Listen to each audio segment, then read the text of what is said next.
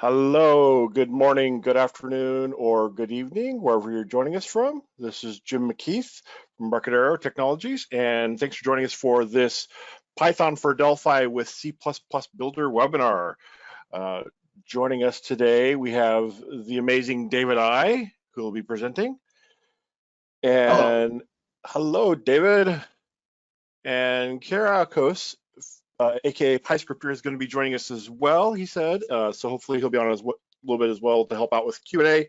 And David Millington, C++ product manager, is on here to help with Q&A as well. So great group of people to answer all your C++ for Python or Python for C++ developer questions. And with that, I will turn it over to the amazing David I to present for us. Thank you, David. Yeah, no, it's great to be here and to be online with you, Jim, and David M as well. So we'll just get started. I've been watching the webinar two-part series that took place with Python for Delphi, using Delphi, I guess it was a month ago or so, with Kiriakos and Jim, and said, hey, I can do this with C++ Builder. Let's write a blog post, and also then Jim said, hey, let's do a webinar. And I said, this is great. It's great to be able to hang out virtually with developers and talk about C++. So let's just get started with this.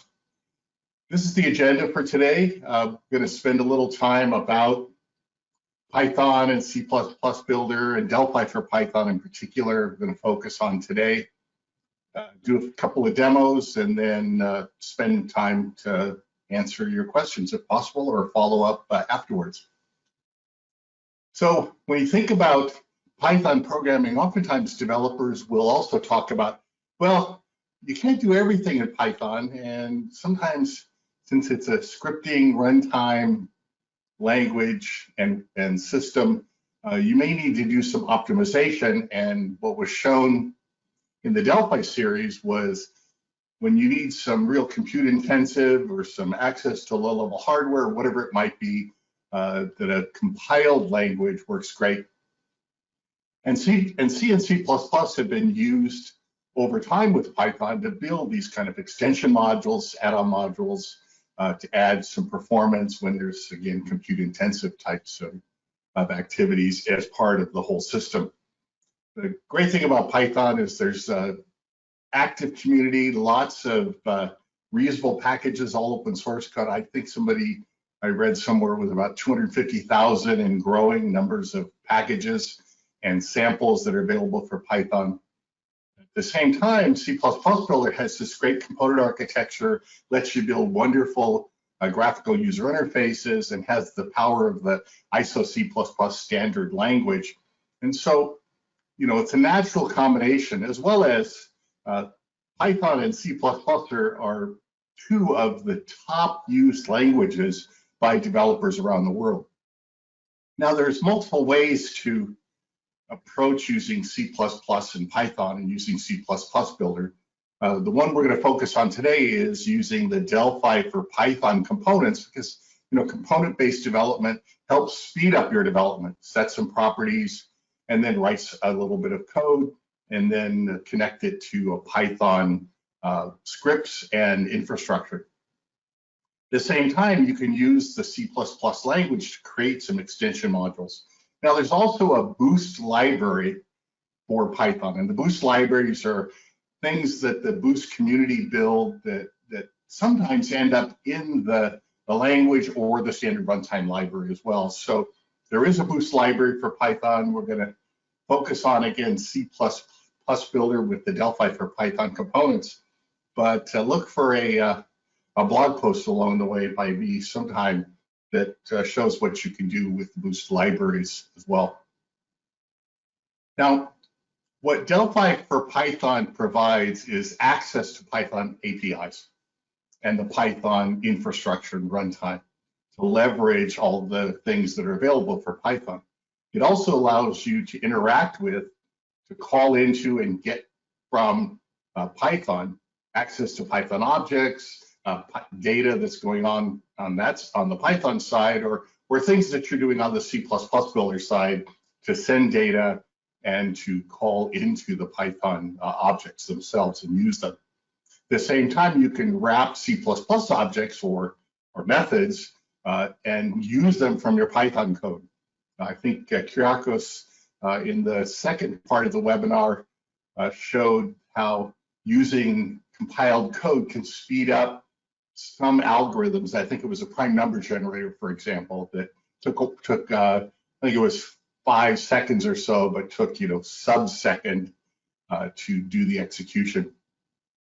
And you can create extension modules that Python can use. So we'll look at a couple of examples in a minute about how to do a few of those things.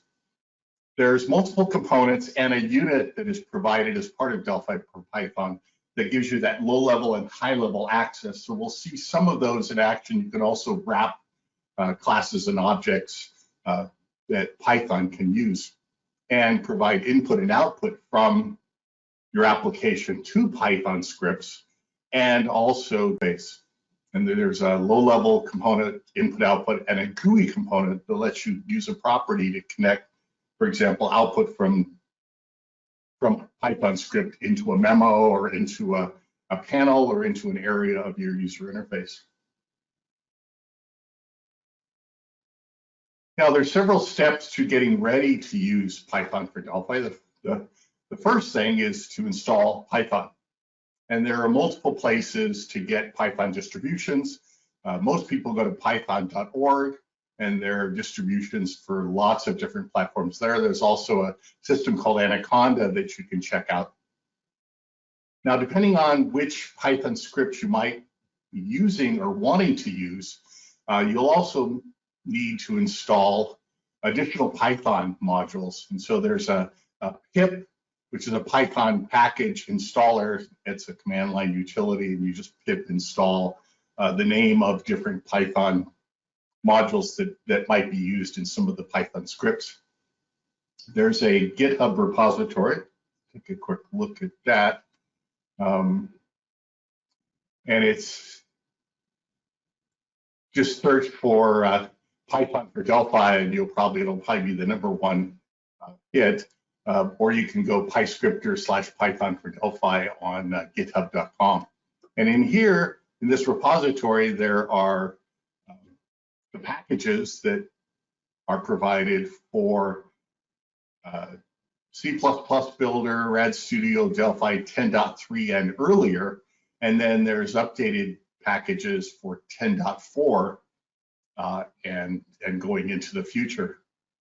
And then there's the source code for all of the components, some tests, some tutorials, and the README down here has installation notes, supported platforms, and so on, and some tutorials and demos. So the links are all there. Just go to PyScripter/Python for Delphi on GitHub. Now, a while back, I mentioned that I also did a blog post that's on my davidiontools.com site. That link is in the slides, and we'll see that link again at the end. And that was just my first back October 13th, where I show you how to install Python, where it gets installed by default, how to download and prepare the package files, and so on. And we'll take a look at a couple of those things in a moment. So the first thing is to choose which version you're on, and I've tested Delphi for Python with the C++ Builder Community Edition, which is based on, I think it's 10.3.3, and that's that free downloadable community edition, and I use the 10.3 minus folder set of components and built those for C++ Builder, those packages and those design time packages as well. And I also am using 10.4.1, and so I use the 10.4 plus folder to build the components. One of the key items for C++ Builder developers is that before you build the components from the source code on your system, you need to set the project options, building, Delphi compiler, output, C++, C++ output file generation and choose the option to generate all C++ builder files. And that will build all the BPI files that are required, the package libs, and so on. So one way is, let's just go and pick one sample here real quick. Again, under project options, if I was loading the packages, we'd see up on the Delphi compiler this output C++. Again, over here, small, that there's a choice here to generate ECUs only. That would be the default for a Delphi developer. But for C++ builder, we need all the files. And depending on the target platform compiler you're using, you'll get the .a files and so on. Let's close that again. So, and it works with I only tested it with the Clang-based compilers. I should mention that. I suspect that it'll also work just fine for you on the classic compiler, but I've moved forward. I only use the Clang compilers to give me C++ 17 support on Win32 and Win64. So I also provide in a zip file from that link from that blog post batch files. And so the batch files, let's see where I put those. Oh, here's an example. Here's a batch file because in the community edition, you don't have the Delphi personality in the IDE. So you still need a way to compile the component packages for Win32, Win64. And for that, I use the DCC32 command line compiler and provide the different options like where the source code is, where to put the BPL file, the BPI and so on, and then I copy those over to the Studio, DCP, Python.lib, and so on. All those get compiled. If you have Rad Studio, then you can load a Delphi package and look at it and navigate through it and build it and install it into the IDE. All right. So a few steps to do. If you're not sure where you installed Python, or if you have Python installed, just type where space python.exe.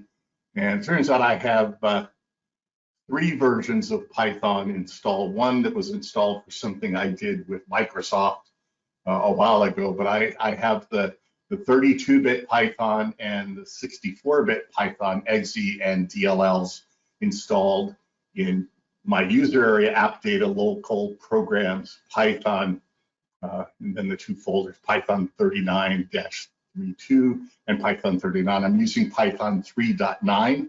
I think some people are still maybe using 3.8.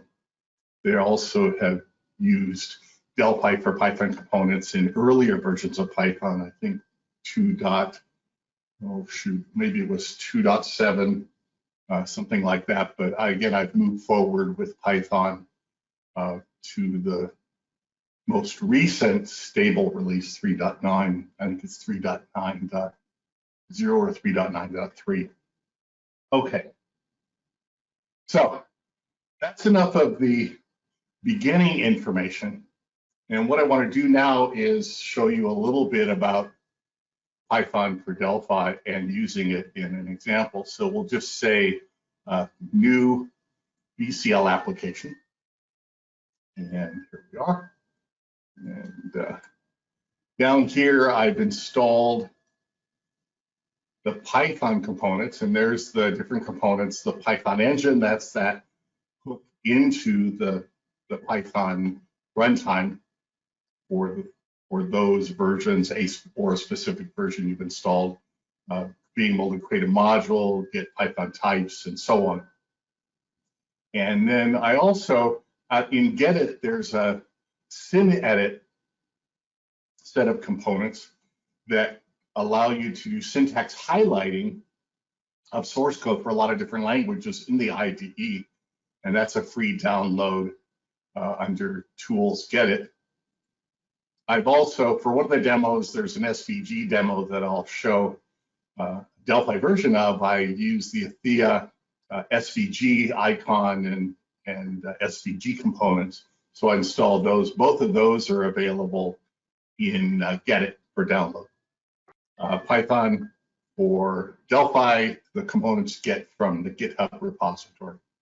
All right, so what we're going to do is we're going to look at some things. So let's go and put a synedit, and the synedit is just like a T memo, but it will provide syntax highlighting for different languages if you choose to do that. You could have just put a memo, and that's going to be a place where I'm going to put my Python script code. So we'll go here and align this to the top part of the user interface. And down here, as usual, here's your lines. So like in a memo, and we'll just get rid of that. Okay. The next thing we're going to do is put a panel, and we'll take a panel component, and we're going to put that down. I'm always spending my time, I don't know if everybody does this, clearing out the unneeded parts. That goes back from the first Delphi version where there wasn't a object inspector and structure window. Well, there was an object inspector, there was no structure window to find out where things are. That's why I created, just for fun, some David components, an empty memo, an empty panel, an empty edit, and a component that gets you the build info. Anyway, okay, so we've got our panel, and up here on the panel we're going to put a button, and that's just going to be where we're going to run Python script. Okay, and then we'll go back to the form, and we'll add a T memo. That's where the output of the whatever the Python script is going to execute. Okay, all right, and that'll take up the rest of the client area. All right, let's make this button a little bigger. Okay, and then we're going to go back to the component palette, and we're going to, down in the synedit, there's a Python syntax component. So we'll put that just somewhere there, and then we'll add a Python highlighter to do syntax highlighting of it. And also we'll add, there's another component called thin Python behavior, and when you're working with Python code, it will do the indentation for you as best it can. So for the synedit, we're going to go down to the highlighter property, and we'll use the thin Python syn component to say that's what we're going to use to do highlighting for whatever we put out in the area. And then for the behavior, we also want to connect that to the editor, which is the synedit. So behavior is going to tell this editor how to work with the language. Okay, so that's just a little bit of setup. Now we can go back to the Python components and talk a little about them. The first one we'll put is the Python engine component. And the Python engine component has several properties. Where's the DLL name that it's going to look for? You can specify a specific path, but it will also, when it starts up your application, the Python engine will find where the Python is. There's a property called use last known version. So if you have multiple versions of maybe a 2 dot something sitting on your machine and a 3 dot something, again, it will look for places and find the last known version of Python. But again, you can specify the name and the path of the DLL. There's some other properties to take a look at some point in time. Okay. We're just going to leave the defaults for now, and we'll get to the rest of it later. All right. The second thing is we want to provide a way to take output from the Python script and send it back to the user interface here, that memo that we had.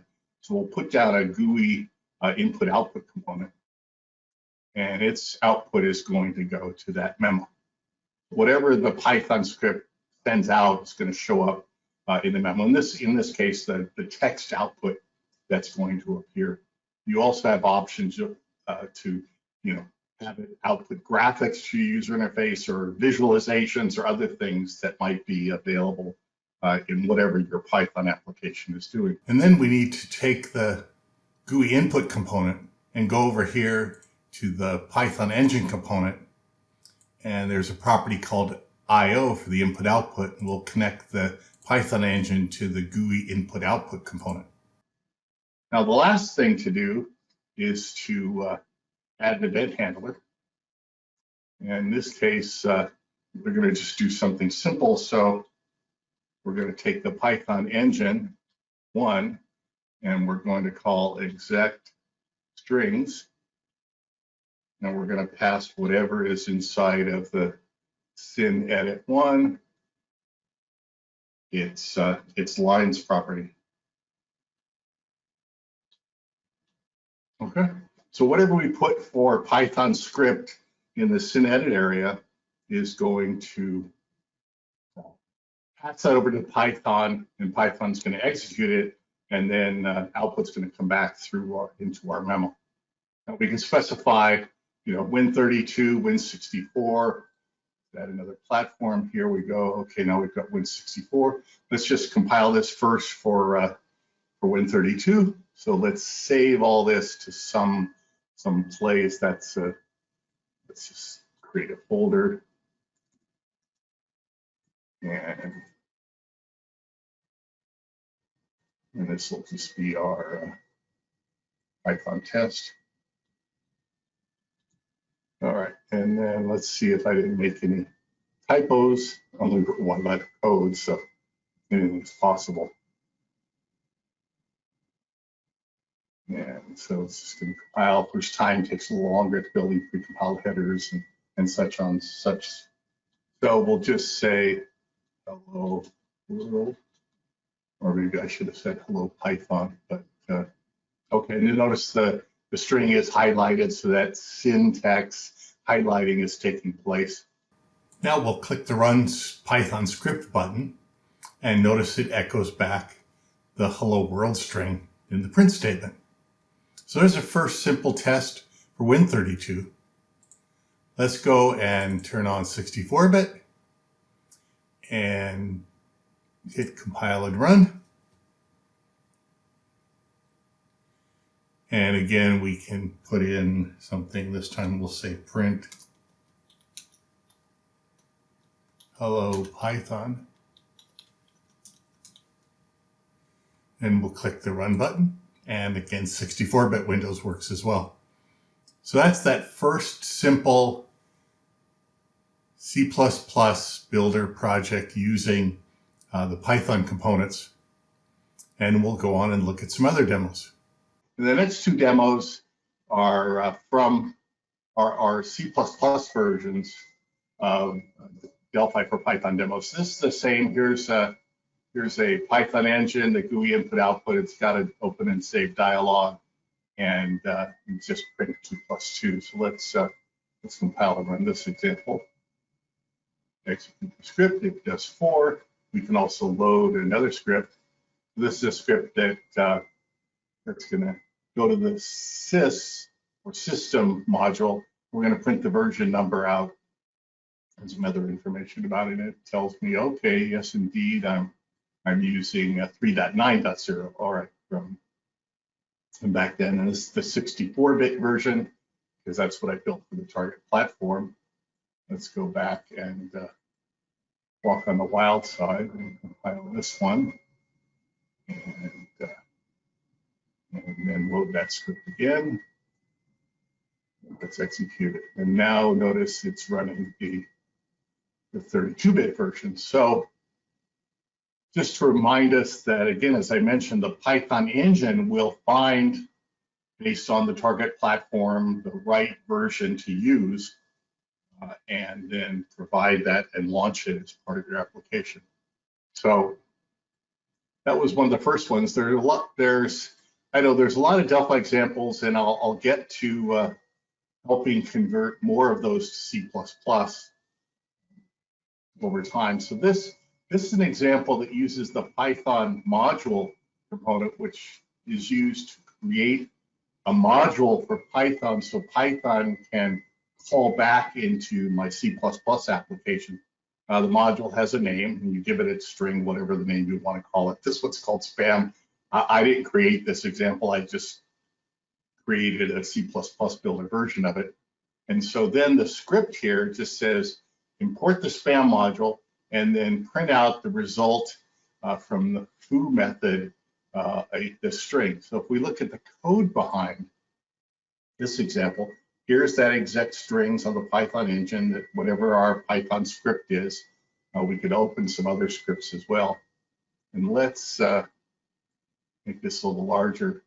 So there's two sections here. First is the spam foo method operation, which is of type PY object, Python object, and then it's going to get the Python engine and call show message to return the argument or arguments of that module, of that method, and then we're going to return that. Just end it by calling. There's no return values. Usually functions have, if they're voids, then return none. Otherwise, they might return an integer, a bool, or whatever it might be. And down here for Python module initialization, we simply call the add method of the Python module component, adding that string, the parameter here, and this is the name of that Python object, which is the implementation, and then be done with it. So we can use the Python module component to create multiple methods that are going to be done in C++ to do, optimization calculations, or to do some access that Python doesn't provide to something. All right, so let's compile and run this example. And so here it's just saying, okay, it's outputting some version information. Here it's going to import the spam module and then just output back hello world.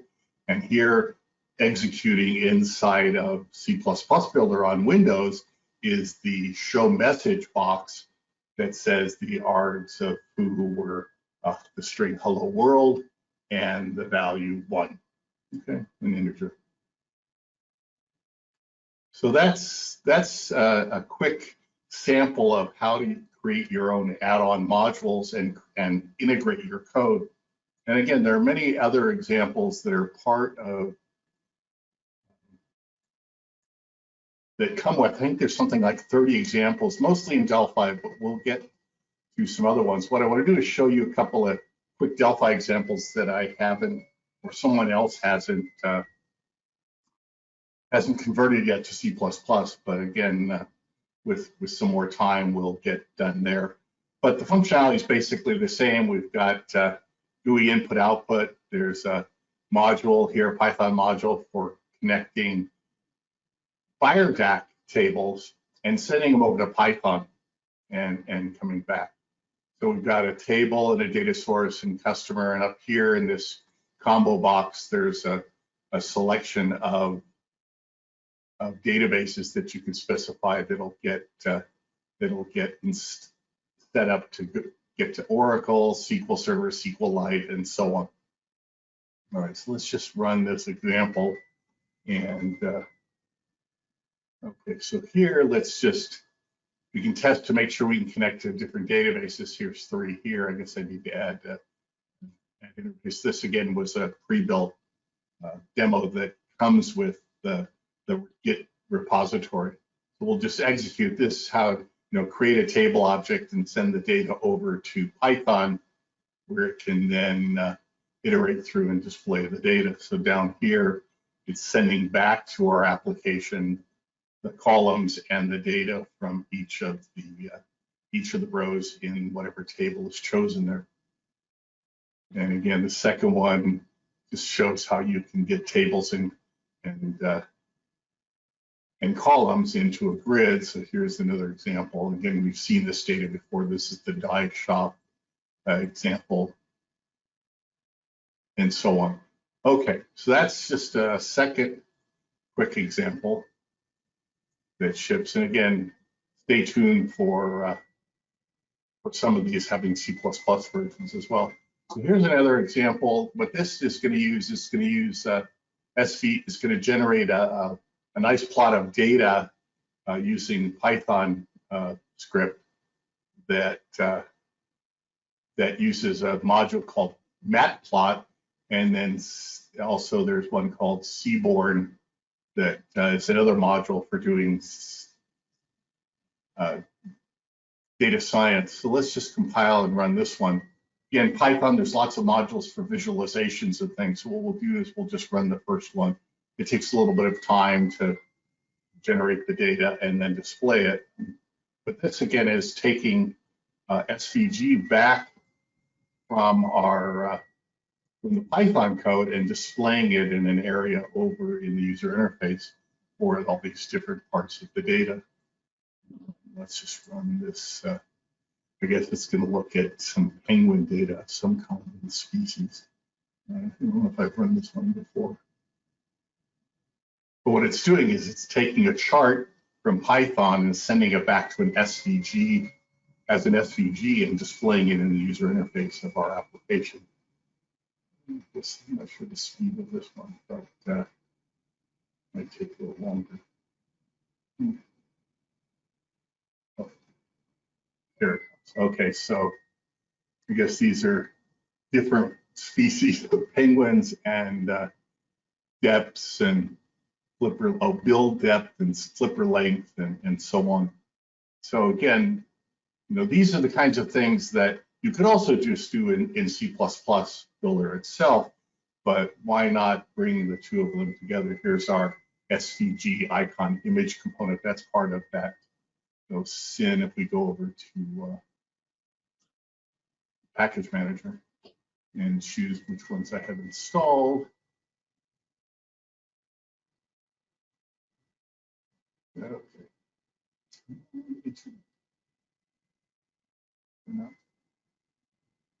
Am I still there? Hello? Yep, I'm still, okay, good. So let's get just the installed ones. So down here, I've got the SVG icon list components installed, and then I've got those SYN edit for BCL components installed as well through Get It. Okay. All right, so again, it's easy to execute Python scripts and get the results back.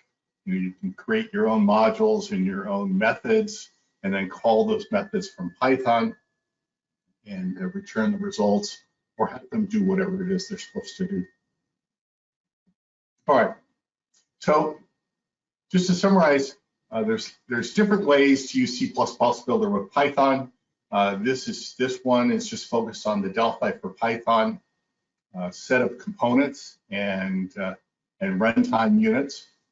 But you get the benefits of the Python open source community and the power of the C++ language and the GUI and language power of using C++ Builder to do your application development in conjunction with maybe some Python code for some parts of what you need to do.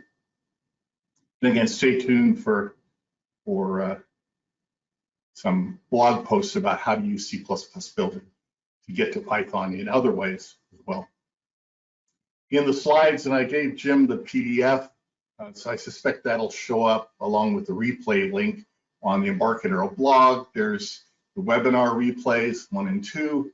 There's my blog post. There's the link to the GitHub.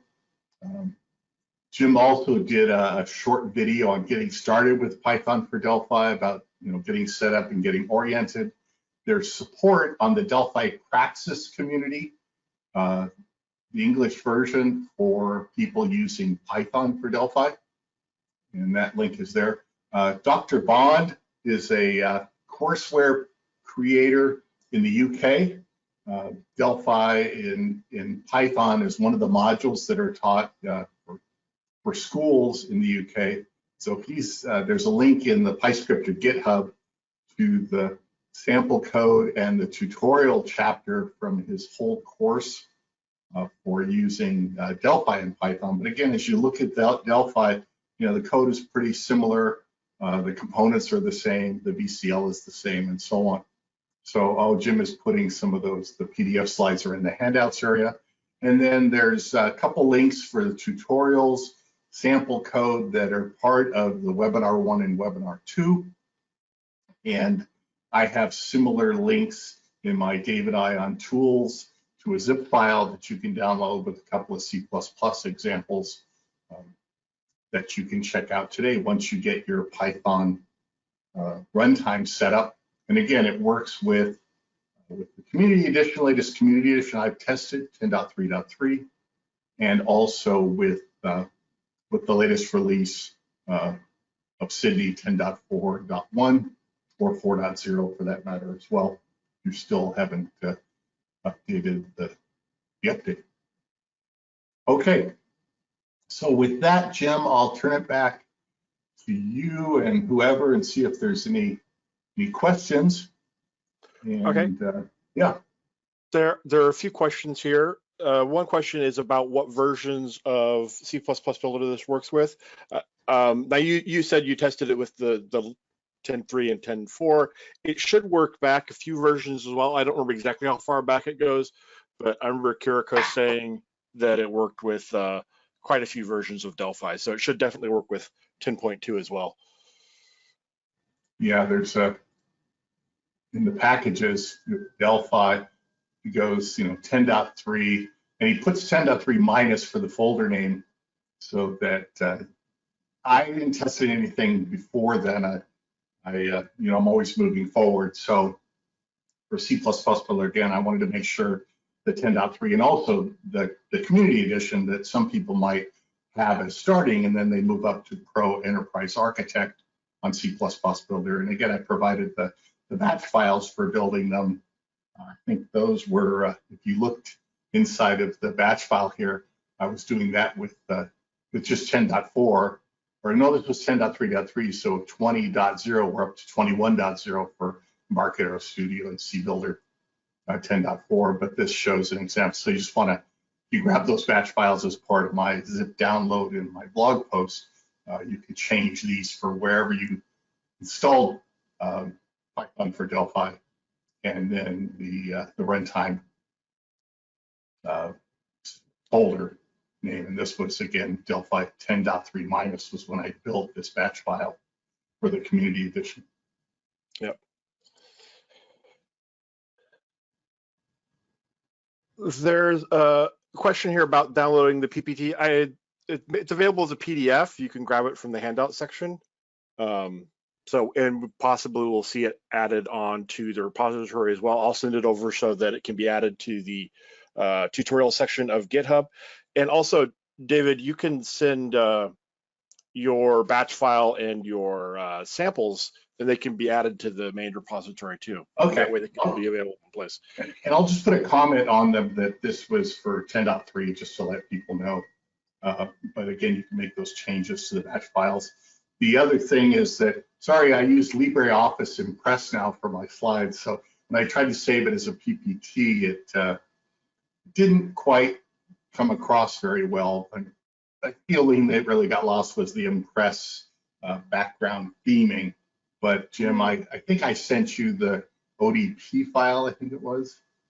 But yeah, if I did, I can send it again, and I can save it as PPT. I'll try to figure out why Impress, when it said save as PPT, it didn't, probably because it didn't know what to do with the Impress theme. But the bullets still came across, so I'll make sure to get that to you as well. Yeah, I don't have LibreOffice installed right now on my desktop. I think I have it installed on a Raspberry Pi someplace here. I could go over there. No, I'll just send you a PPT. I'll look at it this time before and make sure it's clean as far as the bullet points and notes are versus this theme that I chose for the little things on the outsides. So there's a couple of questions. There's a question here about performance in general.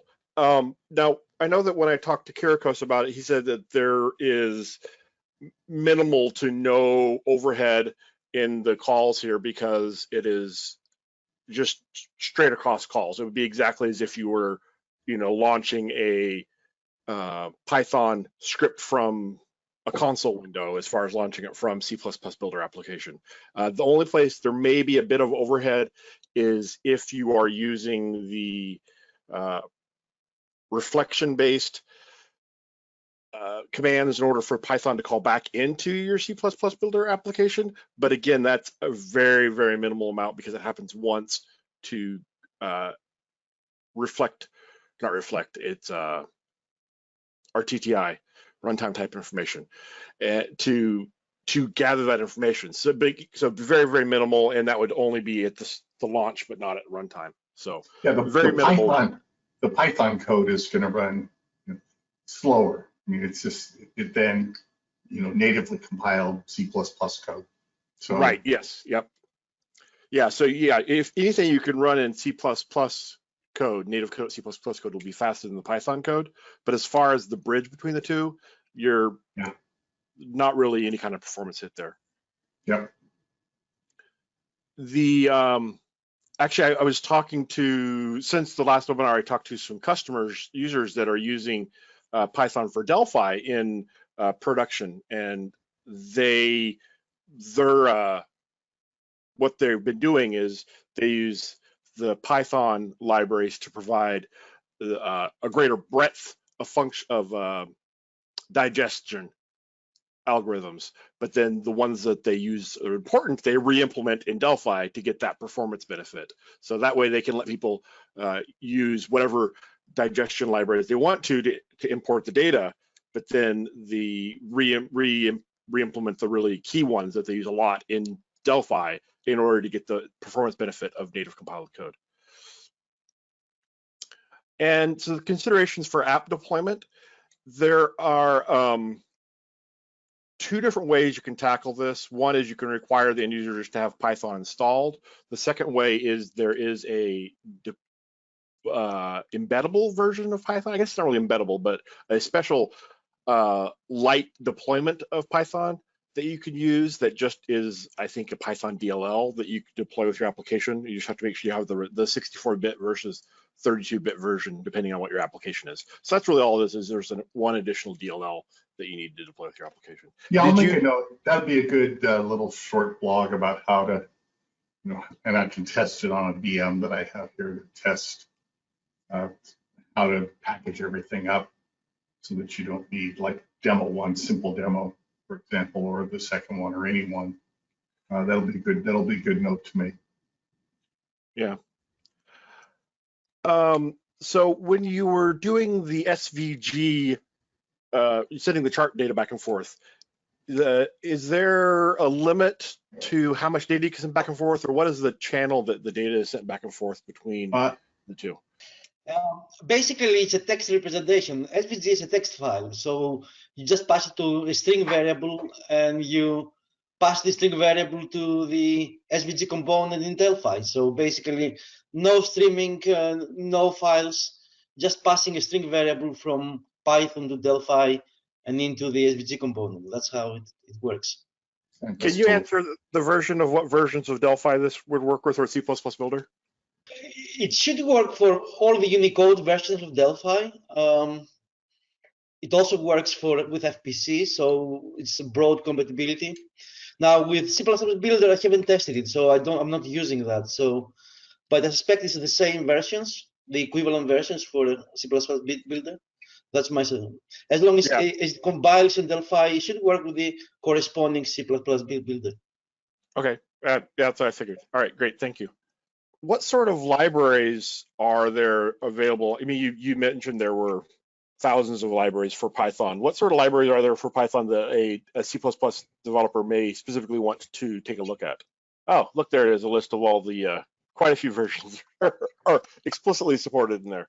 So there's a lot of machine learning, big data libraries are pretty popular in Python.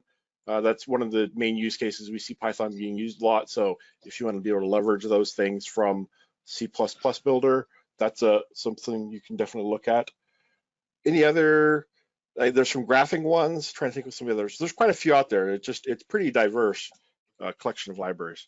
So as far as making your app scriptable, you're embedding the Python script engine in your application, and you could expose that to your users to let them modify or create Python scripts that can then modify your application. So you could do things, for example, the Python script could move components around your form, could interact with objects within your application, could change the values of things or whatever. Basically, you can expose as little or as much of your application to the Python engine as you want, and then the Python script can then modify that however you want to let your users do that. So there's a question here. Someone just came in asking when we started. So we're actually just wrapping up here. Sounds like there was a time zone issue. I've been working with time zones all the time for I don't know how long, and always something goes wrong with time zones. They are a mess. There's a question here about memory cleanup, David. So if from the C++ builder side, do you need to be concerned about the memory allocation and deallocation from the Python scripts objects? Only in your own C++ code. If you're doing something special in C++ code and you allocate some memory, you need to free that back up. But maybe Kiriakos knows. There's nothing I've seen. I've tested memory leaks, and I didn't see anything on the Python side unless there was some Python module that was leveraged that is misbehaving. No, there's not such an issue actually. I don't know specifically for C++ builder, but otherwise, when you use Python, you got to be very careful with reference counting. That's the only thing. But if you use the high-level wrappers like VarPyth and so on, then that's been taken care of. Otherwise, if you work with raw Python interface, it's a minefield. It's a minefield because you got to be very careful releasing the references of the objects or adding references to the objects and so on. But the VarPyth, for example, which is the high-level interface to Python, that's all been taken care of. So it's been widely tested, and there are no memory leaks. Okay, great. Yeah, it sounds like you can have memory leaks if you try hard, but it should behave in an expected way for sure. So Miguel has a question here, and I'm not sure that it's someone I can answer because I'm not really familiar with Python or Py++. That says beyond the GUI functionalities that C++ Builder provides, how does C++ Builder for Python or Python for Delphi stand versus other solutions?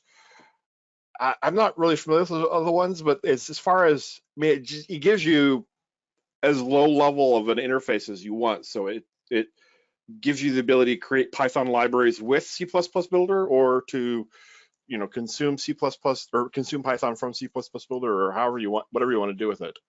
Anything either of you want to add on that? If you guys familiar with Python or Py++?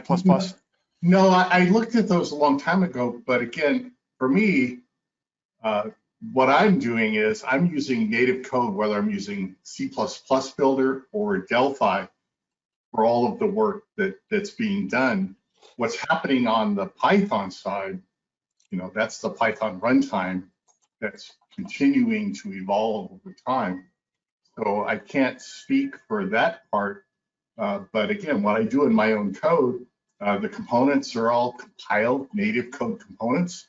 The modules that I create are compiled, optimized C++ code, whether it's the GUI or the modules and functions that I create. So I haven't tested C++ Builder or Delphi with other kinds of Python runtime. So it's a good question. My email address is on there. So if you send me an email, sorry, it's my full name at gmail.com. I can take a look and try. and do this. I'm always looking for blog posts, do some kind of timing comparison, but native code to native code, separate from the Python script code, of course. I don't know that it makes sense to compare doing something in Python script that might be, pre-compiled versus doing something in C++ or Delphi code, how that might compare. Maybe that's what is implied in the question. I'm not sure. So the var-Python bridge gives you the ability to expose records and types and variables between Python and C++ builder. So any kind of basically from your C++ builder application, you have complete control of how much or how little of your application and your data that you want to expose to Python. So if you wanted to use Python as like a plugin engine for your C++ builder application, you could totally do that, and you could control exactly what that interface looked like. So there's a question here on mobile, and I know, Kiriakos, we have someone's working with you on adding Android support. Yes, indeed. Actually, the first target is to get FMX wrapped. That is the first target we're working on. Mobile comes next, but it does appear to be slightly more complicated, the Android stuff. Android we're targeting, not the Mac iOS, not the Apple phone. But yes, I mean, there is work taking place in that direction. So I will actually announce that when it becomes available. Fantastic. Yeah. So that we're at right now, there's a module that will wrap all of the VCL and RTL into a Python module so that it can be consumed for Python. So we're adding one that will do the same thing for FMX, and then it will allow you to build a expose FMX and all the RTL as Python modules for Linux, Windows, and Mac OS. And then after that, then there'll be a Android module, or Android support is what we're looking at. So yeah, very exciting to see. It yeah. In theory should work, but it hasn't been done yet. So Christos is saying, I'm trying the last 3 days to install Python for Delphi package in Delphi Community Edition, but shows the same error, Python GUI input output not found. So it sounds like you need to add the path to the source file, or the package isn't installed, depending on what the error message is. If the error message is related to the package or to the component, then you don't have the package installed. If the error message is related to the unit file, here David's bringing up right here the here I'll go C++, sorry, paths and directories. So what I have here is make sure that you have the include path set, and over here the library path set. These are here. I just set, to get to it, the $platform. That's for config and so on. But go ahead, Kiriakos. Yeah, so I think I did a video for Delphi at least that walks through the getting started as far as like how to install it. Just to say, I'm afraid I'll have to go now. I have another meeting. But there was a reorganization of the packages recently, so just make sure you update the repository to the very latest version first, and then try to install the packages. Yeah. Okay. Good point. So yeah, update to the latest version and give it a shot. And if there is a problem, just submit an issue, and we can take care of this. Yeah. Submit an issue to the GitHub repository. Okay. All right.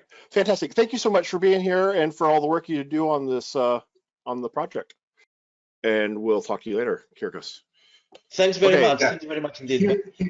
Here in Python for Delphi, I had to make a small change too, because the VCL, because FMX was added for Windows, there's a namespace for the VCL to get to certain components. Let's see if I can get to that.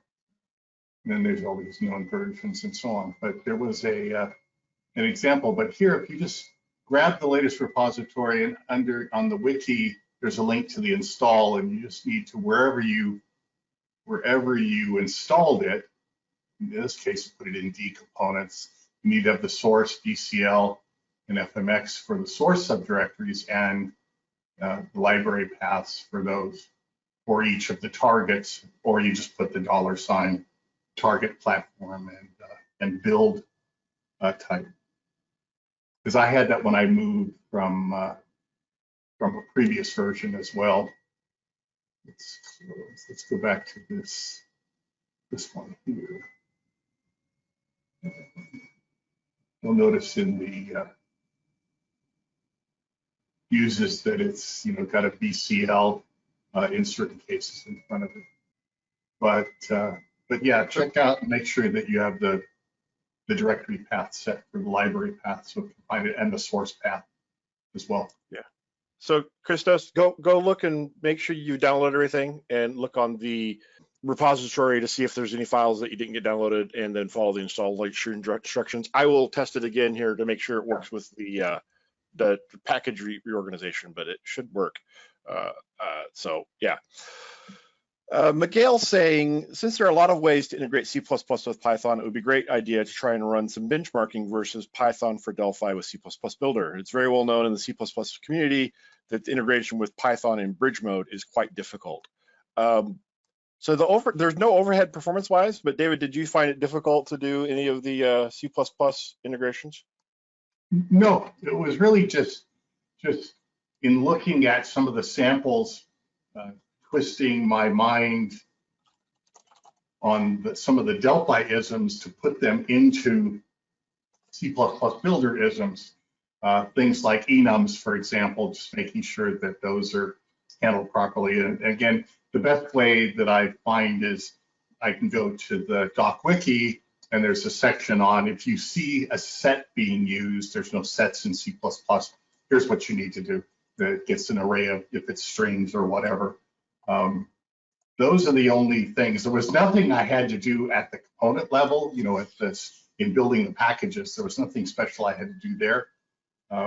It was more the usual, okay, remind myself, how do I do that again in C++ versus Delphi for just a few things. But like enums, parameter types, namespaces, making sure the namespaces are set, or that you fully qualify the namespaces with the colon. That's the only thing that I just have to think about when I'm looking at a Delphi example and wanting to create a C++ Builder equivalent of it. But I haven't run anything in the components building themselves, other than making sure that I had those paths set correctly, and that I build, Win32 and Win64 versions to use in VCL applications or command line applications. Again, I'm going to explore probably in January using the Boost libraries with Python, and maybe a few other Python to C++ examples that aren't using Boost, which is supported by C++ Builder, and see what I can write up for people that want to use a more direct approach. But if you have suggestions for what you want me to explore, just send me an email. I'm happy to do as much C++ as possible because of some things that I'm working on for 2021 with C++. So the question here, one thing left with the impression that as such a young language, Python has more libraries than C++. Is that right? And how can this be explained? I don't know. So C++ has a lot of libraries. I would expect it probably has as many or more than Python. Do you know, David, on either way on that?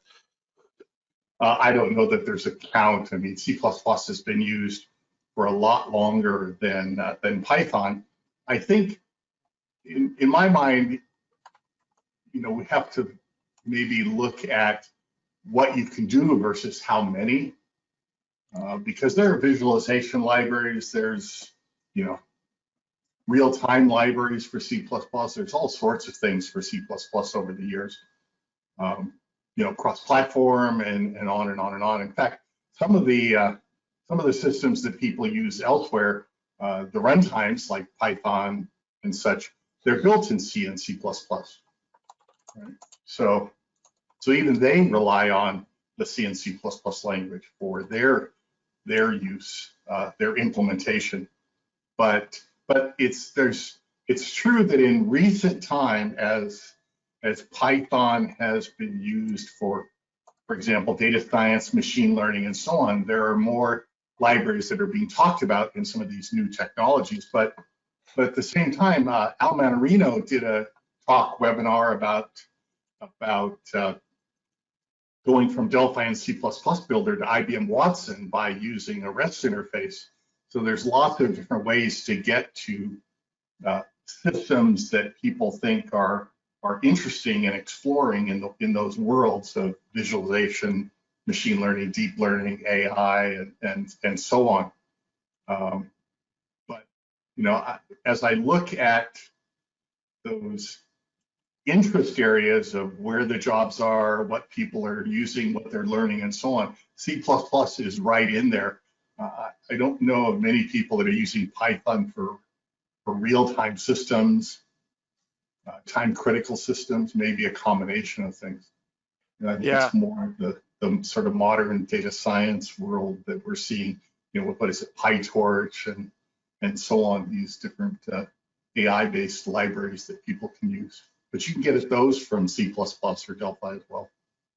Yeah, I went and looked. The Python's actually 29 years old. I knew it was pretty old. I didn't know it was that old. So it was released actually before Delphi. But the behind the scenes though, most Python libraries, not all, but many of the Python libraries are written in C++ or C. So because the Python itself is a higher level language and isn't as performant as native compiled languages. So whenever you need performance, you have to have that library implemented in a native performant, a native compiled tool. So I don't know that there's really a meaningful metric there to say which one has more libraries or what you could do is more with one with the other. Generally, I think you're going to have more breadth of things you can do with C++ because Python is limited by its libraries, whereas C++ can write the libraries that C++ or Python uses. Beautiful Soup plus Delphi would be nice. Python, Excel, Delphi. I'm not sure if I'm familiar with Beautiful Soup. Me neither.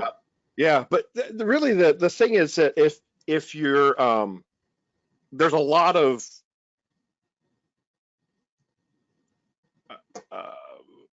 potential here for bridging these things.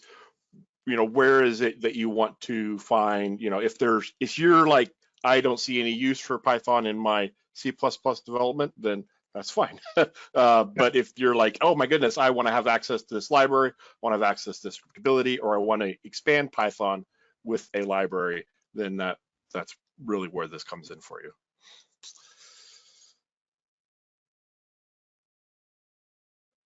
All right. Well, thank you so much, David, for putting this webinar together. It was my pleasure, and everyone who's out there, stay safe in this crazy world. Have a great holiday period coming up, and a happy new year. And we'll look forward to even more good programming in 2021. So apparently Beautiful Soup is an HTML parser analyzer for web scraping, so it can parse web pages. So, okay. Yeah. So one thing that's great, and so one use case that's really good for this is, let's say you're like, oh my goodness, Beautiful Soup looks so useful, I want to have that. So you can totally just consume Beautiful Soup directly from C++ Builder. You can access those Python libraries as if they were C++ libraries, and just use those. So it's great. GitHub has more than 208,000 libraries written in C++. Wow.